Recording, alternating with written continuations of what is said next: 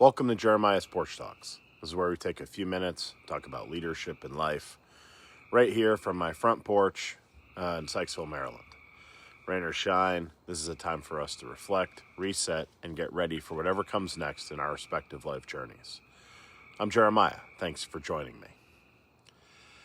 I've been thinking a lot lately about how often we just go, from meeting to meeting, email to email, decision to decision. And this happens both in our professional and personal lives. It's so easy to get caught in the motion and forget to stop and pause, to catch our breath, and to provide others with an opportunity to contribute. And here's the truth.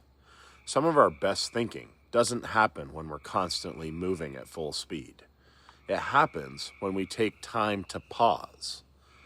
A few days ago, I was in a meeting where the energy was moving fast, lots of ideas were flying around, people were jumping in, and I felt the urge to continue to fill that silence. But instead, I just waited. A few extra seconds, and that small pause made a huge difference for providing the space for someone else to actually speak up. Someone who hadn't said something all meeting. And what they shared actually shifted the entire conversation, and a better outcome was actually achieved. That moment reminded me, pause isn't just empty space. It's strategic use of time to allow us to slow down our thinking and make sure that what we're thinking about is actually correct and trying to move what we're trying to do forward. There's plenty of research behind this. Short mental breaks, or what some people call micro pauses, help us reset our attention, reduce mental fatigue, and improve decision making. Even a couple of minutes can change how we clearly think and how calmly we respond to things. And it's not just about meetings. When we pause during moments of frustration or when we're overwhelmed, we give ourselves space to respond instead of react. Respond instead of react. We create room for our perspective, for better judgment, and for creativity.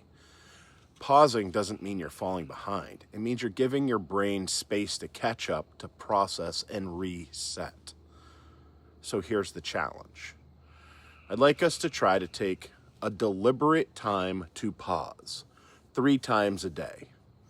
Once before you respond, once when you're tempted to multitask, and once just to check in with yourself. Not everything needs our immediate reaction. Probably most things actually don't. And not every moment needs to be filled. Sometimes the smartest thing we can do is step back briefly and let the pause do its work. That's it for today. Thanks for spending a few minutes with me on Jeremiah's Porch Talks, rain or shine, day or night. I'll see you next time.